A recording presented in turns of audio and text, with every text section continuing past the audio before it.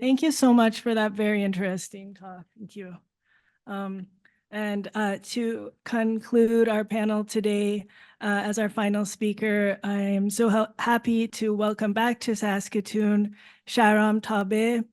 Shahram is a Toronto-based film and arts scholar. He founded the Diaspora Film Festival in the year 2000 and is currently its co-director together with Paul De Silva. The DFF is an annual event showcasing films from around the world that are relevant to diasporic concepts, including migration, integration into new societies, and cultural interfaces. In his native Iran, he produced a TV program titled Magic Lantern, as well as a comedy miniseries, The Rise and Fall of Akvan, the Devil, or The Knights of Massachusetts. He is a professor of international cinema at Toronto Film School. In addition to the arts, Shahram is also engaged in engineering and is a professor of chemical engineering at the University of Toronto in the field of nanofiber membranes. Please, Shahram.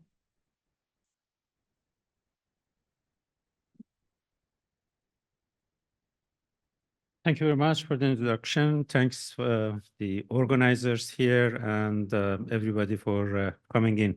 Just give me 1 second. I set up my stopwatch, so I want to be over time. Actually, Dr. Tajalli gave a very good account of the whole movement in Iran, the women freedom movement in Iran. What I'd like to do here is to focus on two things. First of all, I want to look at the strengths and weaknesses of the movement in Iran. And then I will focus more on the Iranian cinema, both national cinema and diasporic Iranian cinema.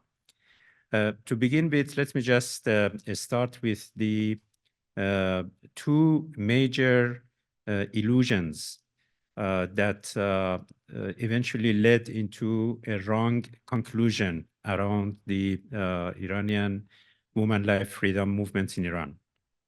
The first illusion is, I call it political sentimentalism.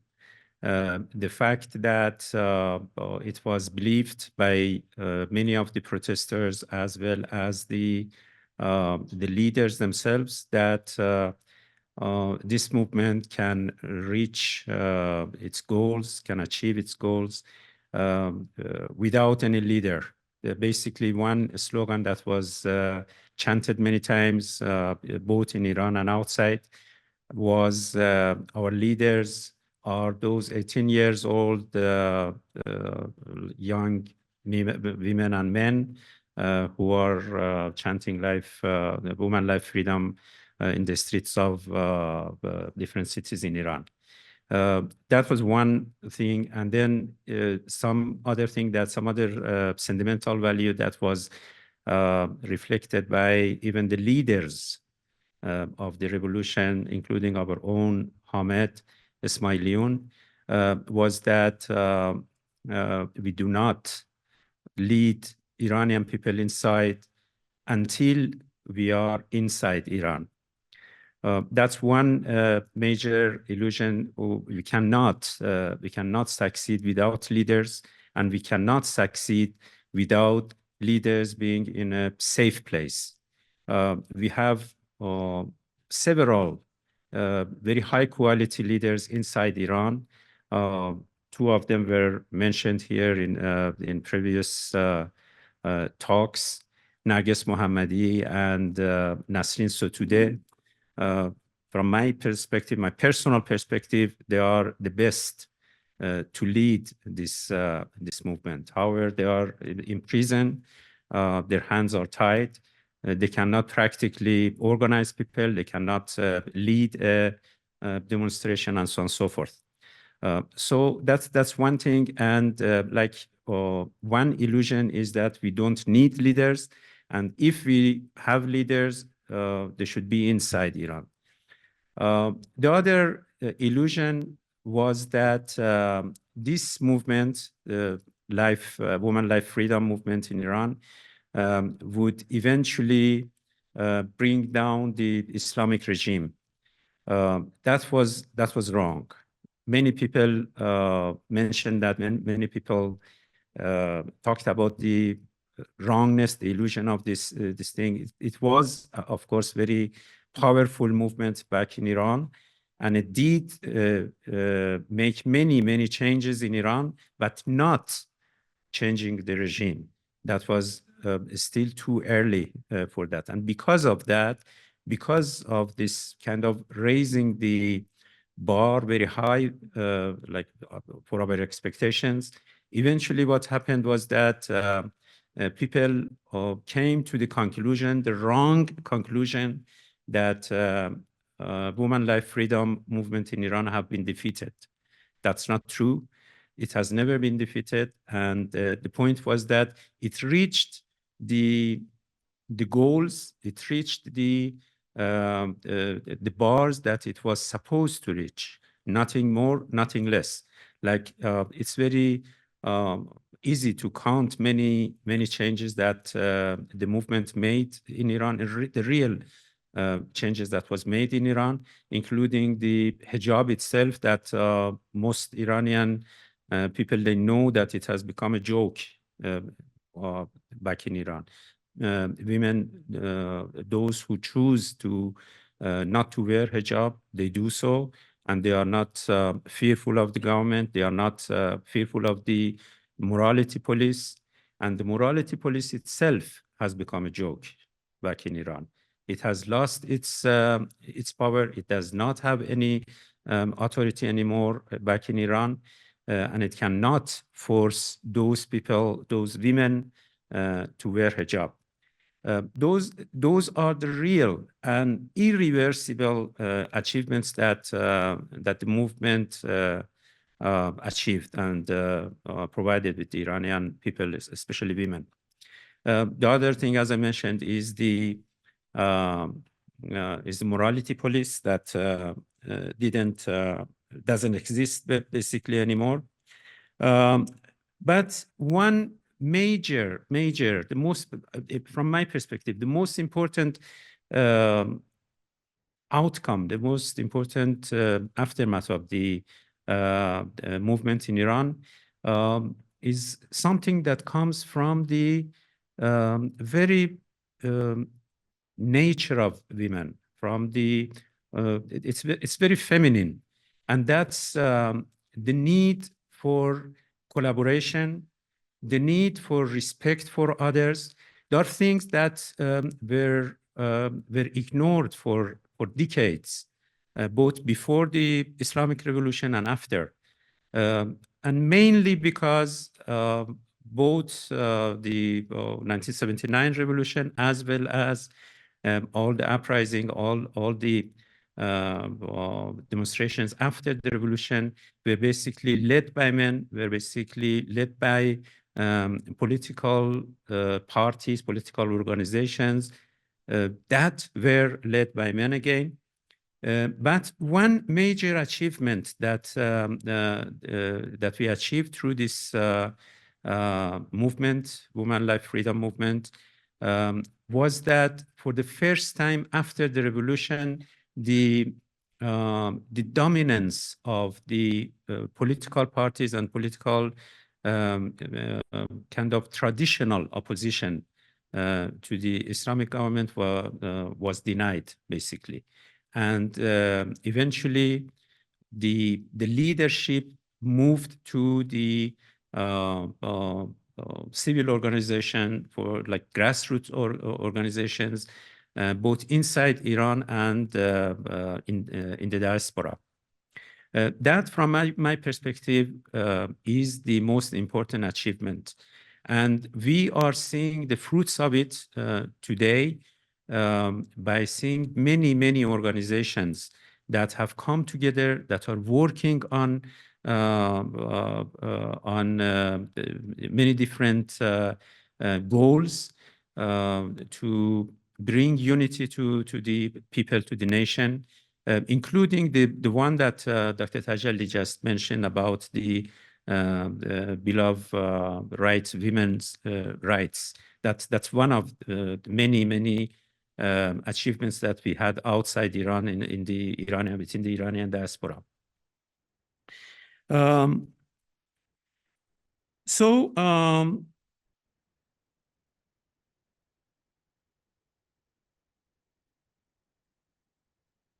That's basically what I wanted to say. It's a very brief, very short overview of what I wanted to say about the real achievements of the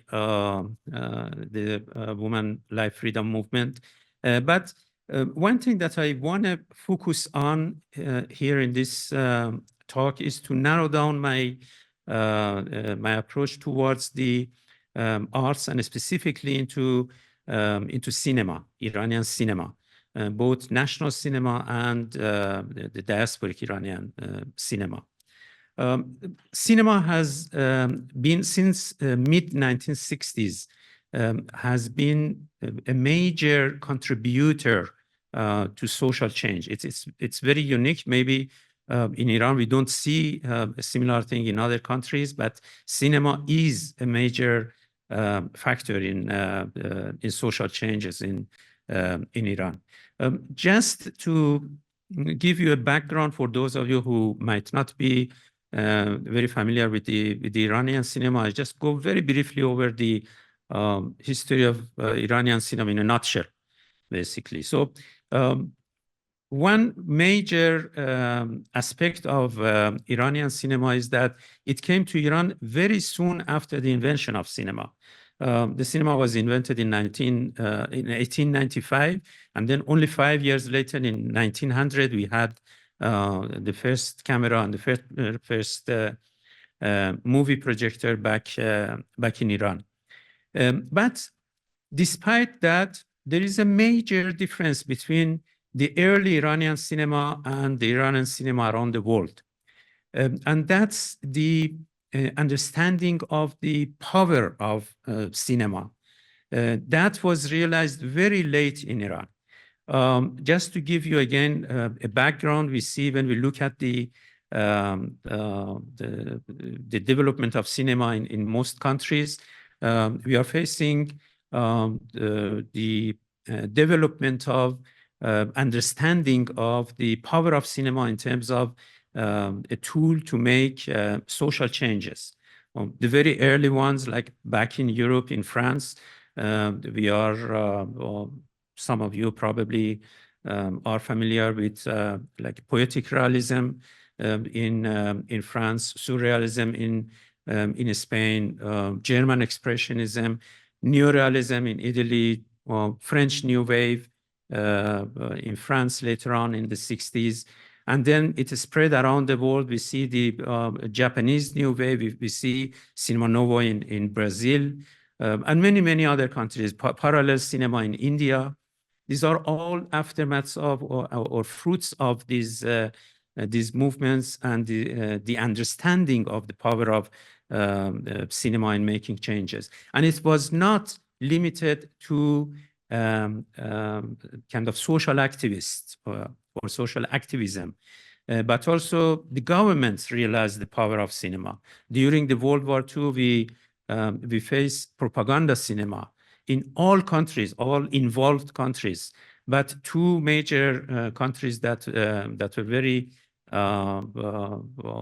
ahead of everybody else, ahead of all other countries, were Soviet Union and Germany, two opposing countries.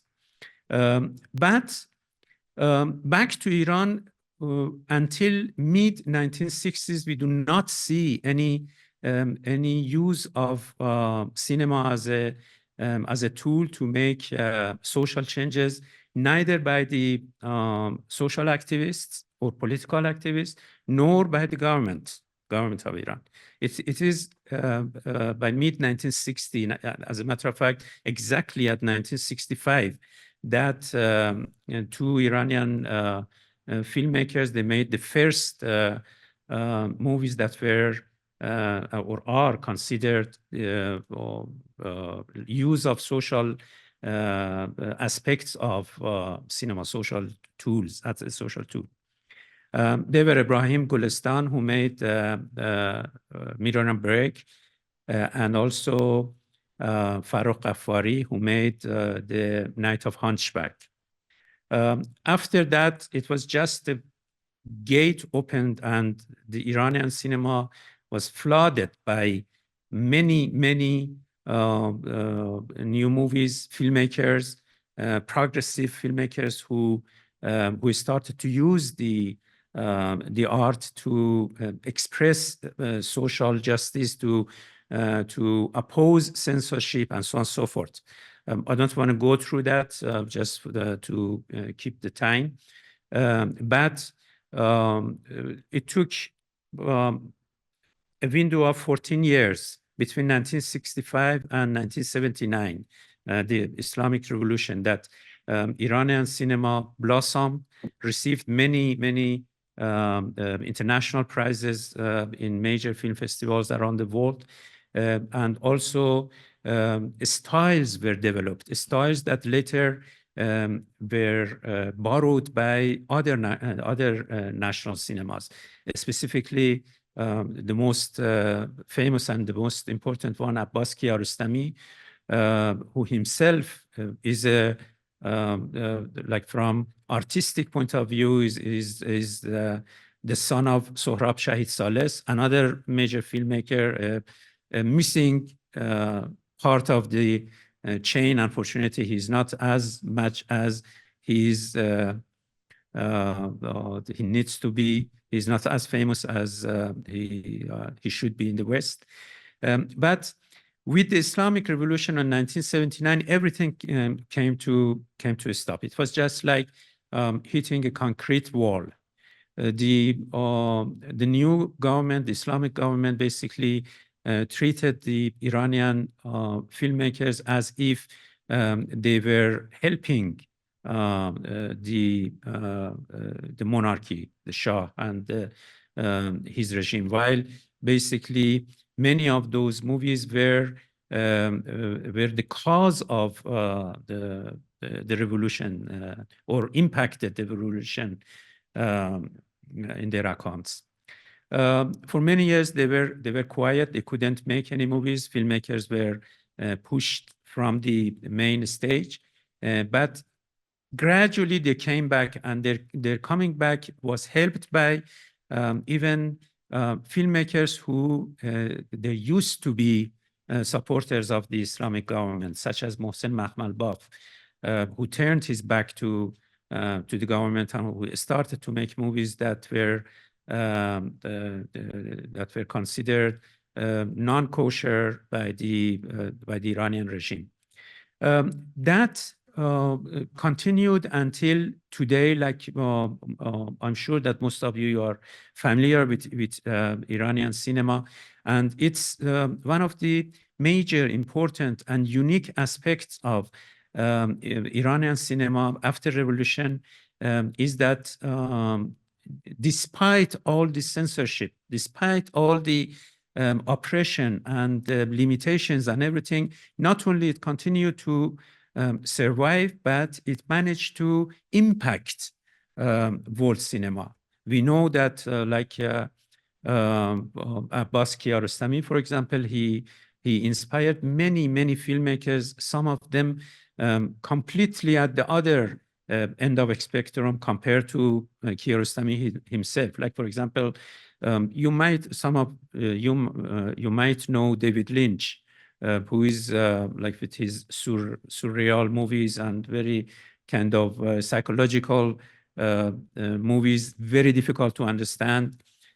He has one specific movie named Straight Story, which is not only a tribute to Abbas Kiarostami, but a copy of one of Abbas Kiarostami's movies, Where is the Friend's Home?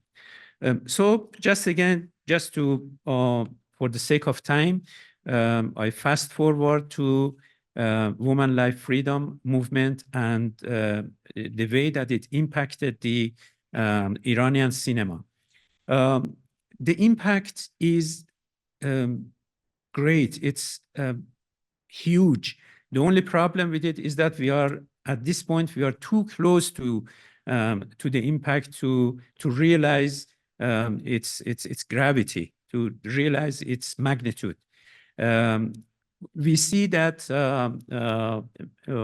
film festivals around the world started to boycott the movies that are supported or invested by the organization, like governmental organizations in Iran. That is a huge defeat to the cultural efforts by the Iranian government, the Islamic government, to control cinema. Just to give you a quick background, in the past few years, just before, like a few years before the start of women life freedom movement in Iran, we were observing a kind of very gradual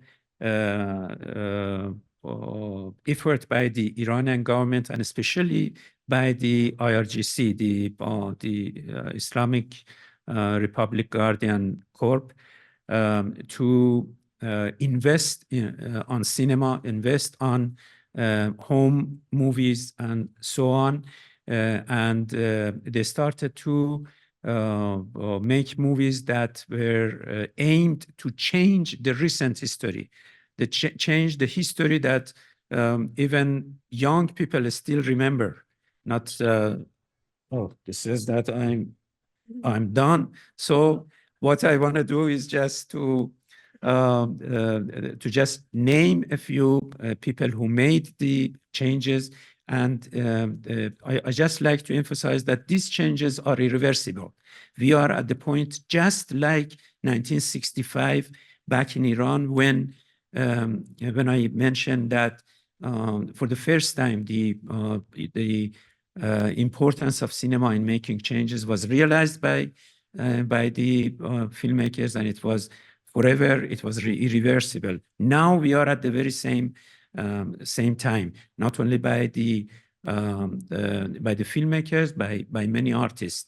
Like in Iran, I can mention kind of Mahnaz Mohammadi. I can mention Maryam Muqaddam, who we just saw one of his illustrations where Roshi showed at the very beginning of her talk. And even Roshi herself, like I really enjoy and appreciate her artwork, especially because of the vivid colors that she always used, and the positive messages that she always tries to convey to her audience. I just want to finish with just one specific movie. This year, the movie My Favorite Cake in Berlin Film Festival was made by Maryam Muqaddam and her partner, Behtash Sanaiha. And it's the first time after the revolution that the movie was, the actress in that movie didn't wear hijab. And it was, of course, it's without any permission from the government. And I can see that it will be copied by many other filmmakers in the coming years and coming months, basically. People who will not ask for permission from the government, and they just go and make their movies, and they will be welcomed in film festivals. Just to give you a good news about it is that we are, after inviting this movie, it will be screened in Saskatoon as well, by the help of our sister festival here just keep your eyes open for the movie. It's an excellent film, and when it comes, not if, but when it comes, make sure that you bring your friends to watch the first movie after the revolution with women without any hijab. Thank you very much, and I'm sorry for the going over time.